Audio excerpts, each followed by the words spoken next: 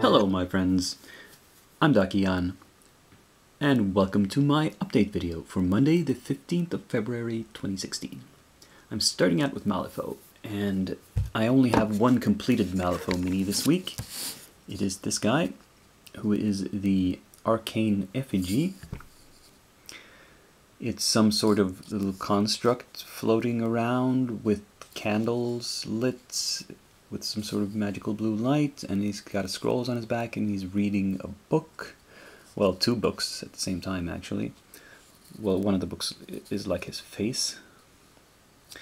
If you compare it to the artwork, I've sort of done the same thing. A few variants. I've made the blues a bit more gray and the grays a bit more blue, and the browns less brown, more pale. They've done the parchment a very, very deep brown here, which I thought was strange, so I went paler, which makes it perhaps more difficult to tell from the candles. But the base color for the parchment in the books and the scrolls is khaki, while the base color for the candles is an ice yellow. So they're supposed to look a little bit different, have slightly different tinges to them. Not sure how well it comes across. But anyway, this book here is kind of fragile. It's glued on there at the wrists, so to speak. And yeah, do not lift by that. Don't push that too hard, because super glue is not great at holding a small joint like that. But anyway, I'm fairly happy with how he turned out. Let's move on. Now, in works in progress for Malifaux, first off we have this other effigy, the mysterious effigy, which has been standing around on my table for a long while. I've just recently I've done a light shade wash, which is not supposed to be part of the final presentation. Really, it's just a way to pick out where all the detail is, so I can see all the little bits and pieces for what they are and know how to paint them. Also, I've gone in with a dark brown base coat on this clock, which is going to be a sort of bronze or brass metallic, and also on his mask, which is going to be a wood finish. But a lot of the clothing is going to be purple. If you look at the picture here, you see it's very, very purple, and I will be following that, sort of. Well, in some way. I'm going to use this as inspiration. And then we go on to the Bayou Gators, which I have assembled and primed. And this guy looks like he has a cleft palate, I see now. Maybe I should try to fill that gap a little bit. Don't know how much it will matter in the end, because he's going to be painted rather dark green after all, and maybe that crack won't be visible. I'll think about it. This is the simplest of them. This one is slightly more complex. He's chowing down on a gremlin. Let's see, you can see the background here, and like so. And this was a nightmare, because first off, the gator itself is only like 2 or 3 pieces, but this little gremlin dude, he was 6 pieces all by himself. Body, head, left arm, 1 leg, and both feet were all separate pieces that had to be glued together, which was really finicky. And he's balancing on this really thin arm. You know, I'm afraid to break him just by touching a paintbrush to it. I don't know if that pressure is going to be too much, but in any case, even if I do manage to paint him up, first time I try to transport him to a game, you just know this thing's going to snap. So, well, great job, Weird. It's a very nice idea, and it's a good, cool display model, but for a gaming piece, oh man. Anyway, oh yes, I have this model came with an alternate head for some reason, and I assembled that as just 2 pieces. It's without, without a gremlin. It's just a gator head. But that's boring. Why would you go with that? So I suppose this is going to go in my bits box. And you see these bases. You've seen these before. I molded and primed these a long time ago, several weeks ago, and showed them to you. And the 40mm bases I intended for use with these gators. Now, the reason I only made 2 is because this one has an integral scenic base. And since I assembled them, I've come to the conclusion that this one will work fine, well, on either of these, really. Probably this one. This one is a bit, maybe, oops. Maybe if he's standing on that thing, we'll test it out. But anyway, it turns out after assembly I found this one has a sort of sculpted mound of leaves and grass and material that he's standing on. It's kind of hard to fit him onto an existing scenic base. I'm just going to have to make a base for him. Oh well. So why do I have a 50mm and some 30mm bases as well with the swamp theme, you might ask? It's a secret. I'll show you next week. Let me put it this way. If I get some progress done on these guys, these are for the next thing in line.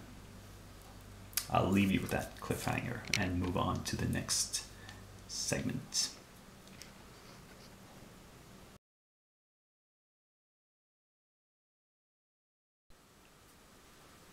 And here's the pack of hounds. I've painted up quite a lot of doggies here. I've done 2 different kinds. These in the back row are the ones from Foundry Miniatures, and I've painted these on normal sort of grass and dirt basis. And the ones in front are the North Star ones, and I've done snowy basis with sort of more wintry brush of grass terrain. I also painted these a slightly different color. This is a shade of red rather than this sort of just dingy brown on these. And I don't know, maybe this color of red is a bit close to the color of the base. But I think they look alright. I mean, they're passable. And, you know, I'm reasonably happy with them. So to continue with the trend of painting natural animals for Frostgrave, I'm going to do some wolves. Now these 4 are the Foundry Miniatures wolves. They're just 2 of each sculpt, one sort of with the legs together, running like that, and another with the legs apart. I also have some Reaper Miniatures wolves. First, this one blister with 3 wolves. Are they all different? I think they're all different. Yeah, it's called the Wolf Pack. And there is also a wolf in this blister, the Animal Companions 2 pack. I'm not sure if it's the same as any of them. No. I think it looks different from these 3. So, at least I hope it is. Once I break it open, we'll see. In this pack, there's also a feline of some sort of big cat and a rather large spider. I might use those also for Frostgrave as a snow leopard and an ice spider. We'll see. But the wolves are the first order of business.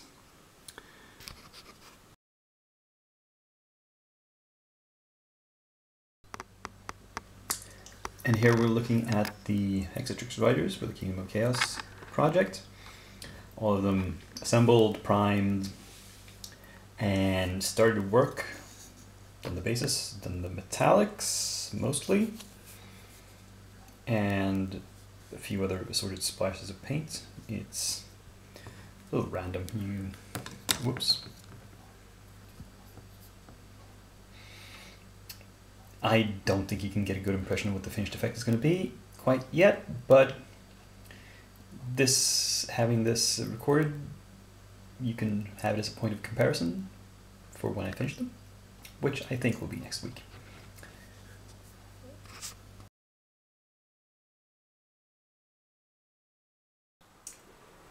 And here we can see the assembled and primed Garden of Moor set.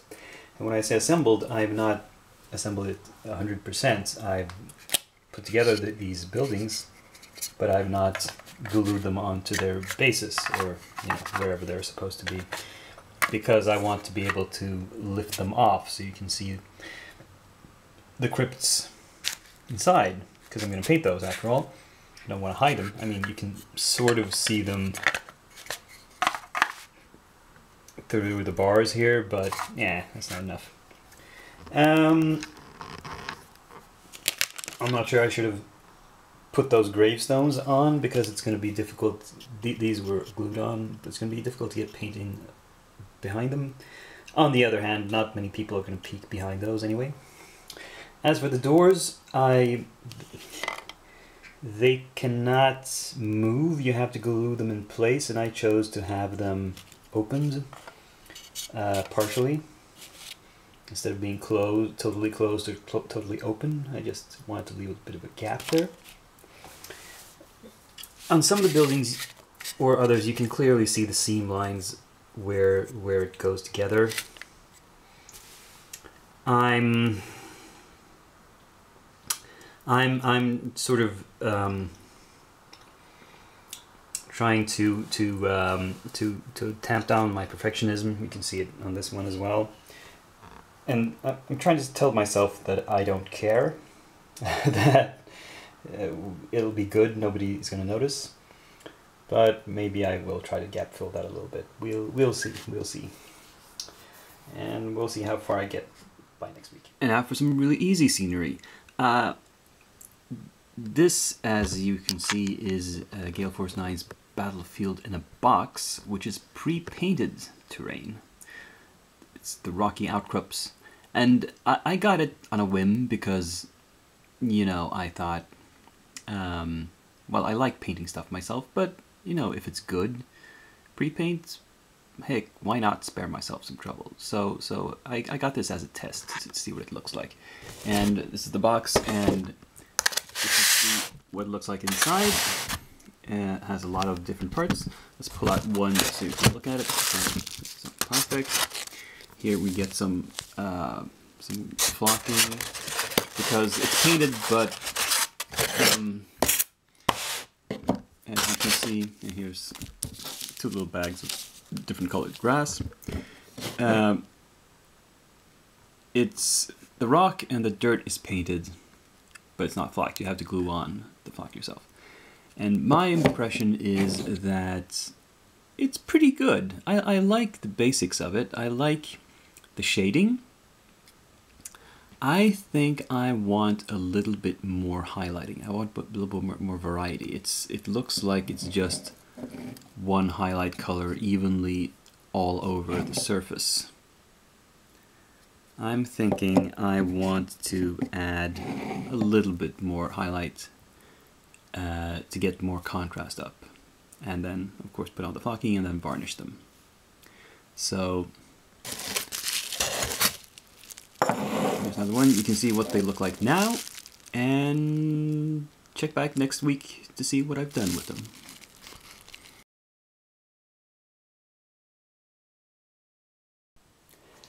So I've managed to go yet another week without splurging on more minis. Let's see how long I keep that up. And I've also, you might notice, put a lot of stuff on the painting table for this week. And the reason I'm sort of being that optimistic is that this coming week is a school holiday here in Sweden, and I don't need to go to work, so I have a lot of time for hobby. Let's see how well I manage to manage that time. Anyway, to close out, I thought I'd do a little bit of an unboxing of a new thing that arrived. Also, I'm testing out my new tripod. I have a new... I used to only have that little bendy table tripod I've shown you once before. which lets me get really up close to stuff, but doesn't really let me have a steady shot of larger items from further away. So I'm trying this out. And what this is a package from Flying Buffalo, which is the Grimtooth's Traps Kickstarter, which arrived. And it has a special packaging, specially printed carton, which I thought is kind of extravagant and makes me kind of hesitant to throw it away. Anyway, I've already cut this open, so let's see what's inside. And inside we have, first off, a special dungeon module, Grimtooth's Museum of Death, a level 1 adventure. This is, that's Grimtooth in background and his sister Grimtina. I have no idea how good this is, but there's a lot of maps and there's probably a lot of traps. This is for Dungeon Crawl Classics, which is sort of a D&D clone.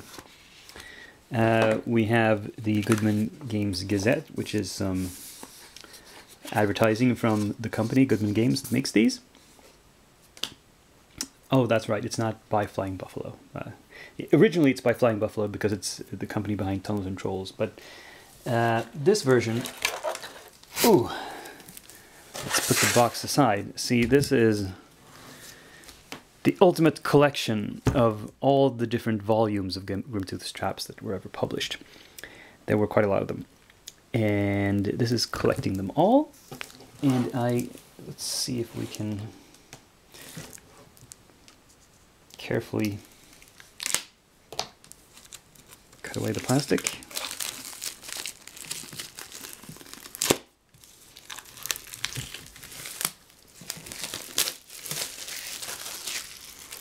So this is a hardcover, and it has sort of fake leather and a dust jacket. It has some sort of poster here inside, and it's a game. It's a board game, and it has right, all the covers for all the previous versions. And then all the traps, and it is something like 600 pages of traps. And it says it's over 601 catastrophic traps included in it. So what possible use is this? Well, in the old days, it might have been used by sadistic dungeon masters to actually put traps in their dungeons for players, but if I did that these days, my players would lynch me. It's mostly wishful thinking reading for the DM, like, oh, imagine if I could just kill off all my dumb players with these traps. But, you know, do you really want to kill them all, because then they don't want to play with you. And I see that there's a bookmark. There's ribbons included, so you can mark your place for the special traps. I mean, I suppose you could take some inspiration from these crazy traps and do something slightly less extreme. Who knows? Anyway, that was the new product that arrived for me this week that I wanted to show you. And happy painting to everybody. Let's hope you have a productive week. Let's hope I have a productive week. And I'll see you next time. So for now, Dakian is signing off.